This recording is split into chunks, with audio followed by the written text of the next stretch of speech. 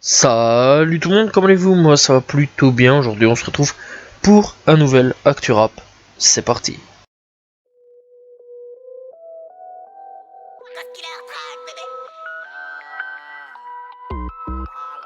Première news, c'est sur un potentiel retour annoncé par le roi sans couronne, voilà, Nesbill qui a posté tout simplement une photo, voilà, une photo sur Instagram.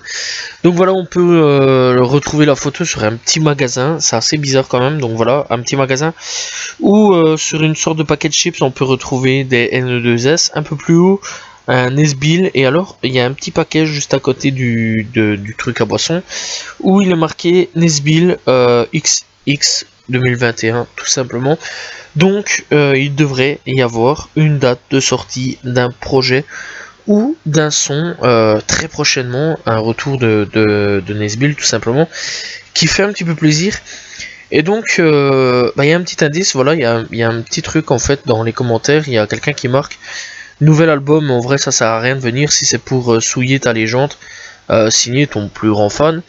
Et donc il y a quelqu'un, enfin Nesbill tout simplement, qui a marqué entièrement d'accord avec toi. Et donc il a répondu sors l'album de l'année, j'ai foi en toi, en ta plume plutôt, voilà. Et alors il a demandé de pas faire de drill dans l'album. Bref, donc il y a possibilité que Nesbill revienne cette année-ci. Ça fait vraiment plaisir, surtout que ça fait très longtemps qu'il avait annoncé un petit retour, voilà, mais ça s'est jamais fait. Et ici apparemment il reviendrait, ce qui fait plaisir pour ma part. Skyrock et C8 ou Cyril Hanouna, ou on ne sait pas encore, ou Canal+, bref c'est complètement louche, voilà, tout simplement, et bien organiserait un futur Energy Music Awards pour les rappeurs. Voilà, ce serait complètement inédit, du jamais vu. J'attends de voir un petit peu ce que ça pourrait donner, en espérant que franchement ils vont pas inviter que des rappeurs à tube, voilà, style Jul, Solanfari ou quoi, que Skyrock va quand même oser inviter des rappeurs ecclésiastiques, comme ils avaient dit si bien, voilà, c'est ce qu'ils avaient un petit peu dit pour certains rappeurs tout simplement. Donc voilà, donc on attend vraiment prochainement ce qui pourrait se passer, voir un petit peu si Cyril Hanouna va tenir ses promesses ou non. Il y aurait une version finie à 90% d'Ultraviolet de Ateyaba, anciennement Joke, voilà. Alors c'est son ancien manager qui nous le dit tout simplement. Alors il dit qu'en gros, Ultraviolet, moi j'ai un album, enfin l'album de l'époque quasiment fini à 90%. Je ne sais pas pourquoi il ne l'a pas sorti, moi je n'ai rien à voir là avec ça. Lui et moi, quand on s'est séparés, on était séparés dans tout contractuellement, etc. Il est parti chez Capitol, je n'ai rien à voir avec rien à voir. Aujourd'hui, il est libre de sortir quand il le veut son album. C'est lui l'unique décisionnaire, tout simplement, et donc il dit ni moi ni personne peut le bloquer. S'il veut le sortir, il le sort. Peut-être qu'il le refait un album entre temps. Peut-être que les sons qu'on avait fait à l'époque, il les a enlevés. Peut-être qu'il se prend la tête pour faire un projet beaucoup plus gros. Donc ça prend plus de temps. Peut-être qu'il a eu d'autres choses dans sa vie perso. Peut-être qu'il a mis la musique de côté pendant une période. Je ne sais pas. Il n'y a que lui qui sait. Donc en gros, il y a quelqu'un qui a un album à 90% fini. Voilà, et Ateyaba, un autre projet en route, peut-être fini à 90% ou non, on ne le sait pas encore. Dans tous les cas, Ultraviolet, ça fait quand même quelques années maintenant qu'on l'attend.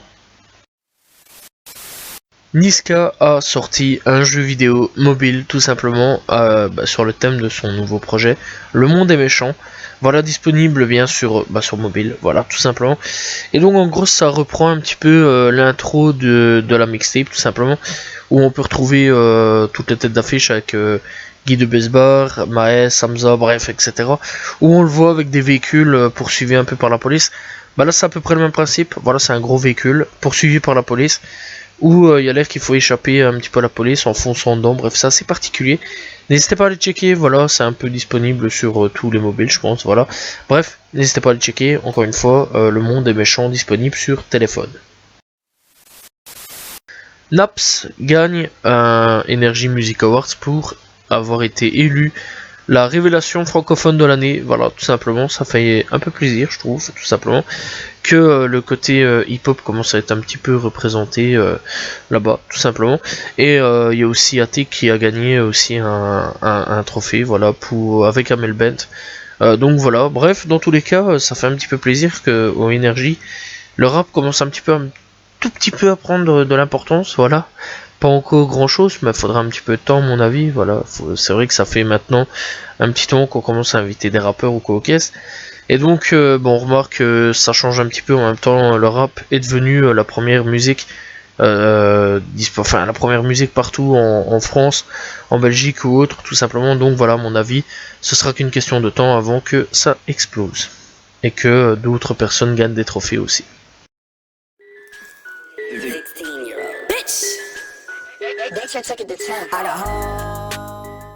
Triste nouvelle, puisque le rap a perdu tout simplement encore l'un de ses rappeurs, Young Dolph, tout simplement. Donc c'est qu'est-ce qui s'est passé en gros? Eh bien en gros il allait chercher des donuts, voilà, dans le magasin ou enfin dans un magasin normal. Et donc en y allant tranquillement, des gens sont arrivés et eh bien ont tué tout simplement Young Dolph à coups d'armes tout simplement. Donc voilà, alors il y a des caméras de surveillance qui ont filmé les auteurs du crime. Il y a une voiture qui a été retrouvée, voilà, alors on sait qu'il y a aussi des bordels pour le moment au niveau de tout ce qui est là où il a été tué, etc. etc. C'est vrai que c'est un peu le bordel pour le moment, c'est un peu le chaos là-bas. Bref, c'était un bon rappeur, malheureusement pas assez parlé. Et donc voilà, j'espère que pour Kiglock ça va aller. C'était son cousin tout simplement et ami. Donc voilà, quelque part j'espère vraiment que ça va aller pour lui, qu'il va surmonter cette épreuve-là. Parce qu'il faut savoir que ces deux-là eh bien, travaillent beaucoup ensemble. Donc voilà, et franchement n'hésitez pas à aller checker les albums. Toute sa discographie est vraiment excellente. Voilà, malheureusement c'est un rappeur qui faisait pas beaucoup parler de lui et qui malheureusement est décédé malheureusement tout simplement. Bref, encore une fois n'hésitez pas à aller checker parce que franchement c'était un très très bon rappeur. Gros tremblement de terre pour le monde du rap et surtout pour tout ce qui est le monde juridique aussi, puisque les lyrics des rappeurs pourraient ne plus servir en tant que preuve pour les jugements. Donc voilà, si c'était passé, enfin si ça passe, franchement ça pourrait faire beaucoup de changements. Voilà. Donc en gros, qu'est-ce qui peut se passer? Donc enfin, qu'est-ce qui est dit en gros? Eh bien, ce serait en gros une atteinte à la liberté d'expression. Donc voilà, et donc en gros, les accusés ne pourraient plus être jugés sur cette base de preuves, sauf si vraiment elle est convaincante, claire et nette. Voilà, donc en gros, ça doit vraiment être dit au mot près, ou vraiment le meurtre, etc. Comment a été fait le meurtre, etc. via donc la musique. Donc voilà, donc en gros, si cette loi passe, si 6ix9ine ou Bobby Shmurda avaient dit ça plus tard, ils n'auraient jamais été en prison, l'un comme l'autre. Donc voilà, et donc finalement, on n'aurait pas considéré 6ix9ine comme une snitch ou quoi aux caisses. Donc voilà, à voir, à voir vraiment si ça va passer cette loi ou non. C'est assez spécial quand même, c'est un retournement de situation les plus improbables au niveau judiciaire. Lil Pump doit payer eh bien beaucoup d'argent. Voilà, il doit payer tout simplement 1,6 million de dollars d'impôts au fisc américain car il n'aurait pas payé les impôts de l'époque en 2018 tout simplement au moment où Lil Pump explosait tout dans les charts et aussi financièrement.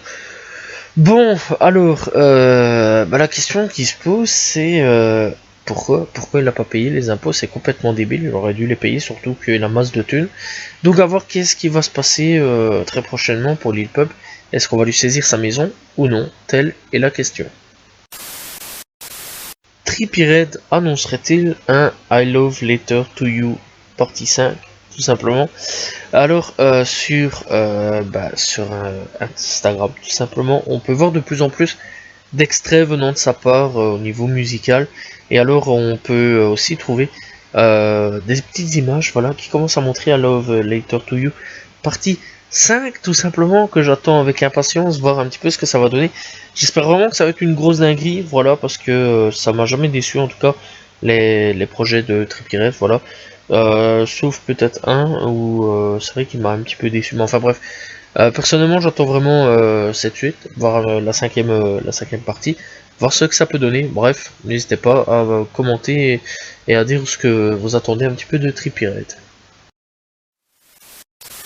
Offset va pouvoir fêter, eh bien, tout simplement ses 30 ans avec son frère. Eh bien oui, puisqu'il vient tout simplement de sortir de prison après 15 ans d'emprisonnement, voilà, tout simplement. Et donc, le week-end dernier, il y a eu une petite vidéo, tout simplement, où il disait 15 ans et le voilà, tout simplement. Donc, en gros, il a fait 15 ans de peine, voilà, derrière les barreaux.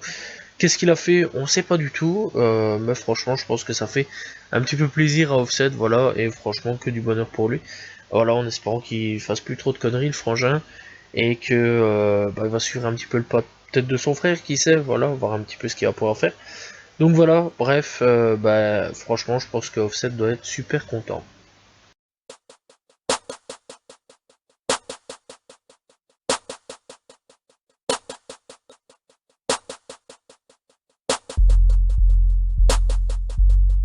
Coup de cœur de cette semaine, et bien ce sera Spodem Godem avec SRT, voilà, très rare quand je parle de Spodem Godem. Donc voilà, bref, franchement c'est un putain de son, voilà, n'hésitez pas à le checker, vraiment très très bon, voilà, c'est vraiment le coup de cœur de cette semaine, Spodem Godem.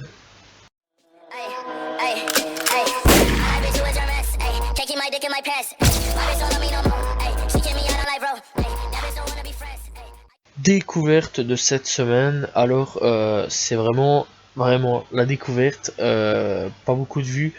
Voilà, il s'appelle Mystic Funk, j'ai découvert avec le titre Shadow tout simplement. Franchement, c'est pas mauvais du tout. Voilà, mais il n'y a pas beaucoup de vues, il n'y a que 1616. Bon, peut-être que ça va augmenter au fur et à mesure du temps, mais il n'y a vraiment pas beaucoup de vues pour le moment. Donc voilà, mais en tout cas, c'est vraiment un très bon rappeur. Voilà, c'est un peu du style emo rap. N'hésitez pas à les checker, tout simplement.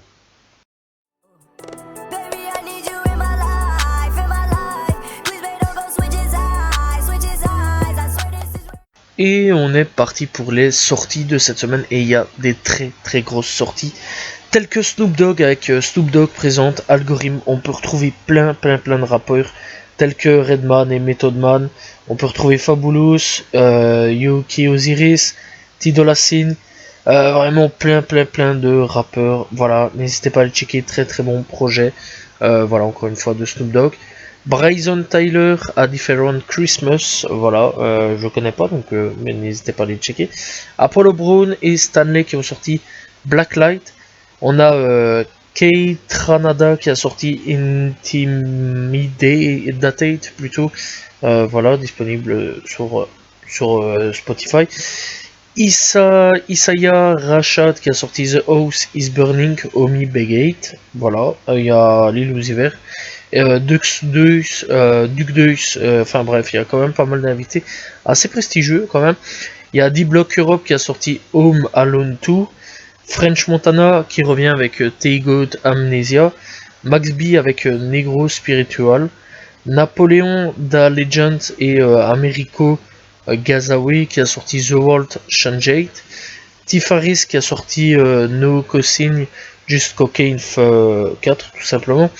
Lindsay Fox qui a sorti Life Evil. En sortie FR, on a Orelsan qui a sorti Civilisation. Puis on a Joker qui a sorti New Joke City. On a Guy de Besbar qui a sorti Coco Jojo. Ayam qui a sorti 4ème vague. Roger qui a sorti Carnaval 2 Finesse 2. Les chroniques d'un jeune entrepreneur. On a Biazuka qui a sorti Kalima. La Craps qui a sorti Drill par 1. Suku qui a sorti Sourire un peu mieux. Sopa qui a sorti tout simplement Au fond du noir Deluxe. Voilà, c'est les albums sortis cette semaine, n'hésitez pas à les checker, voilà, il y a des très bons projets. Voilà, j'espère que vous avez apprécié l'actu rap de cette semaine, n'hésitez pas à vous abonner, liker, commenter, partager, on se retrouve la semaine prochaine pour un nouvel actu rap. Salut tout le monde, ciao ciao.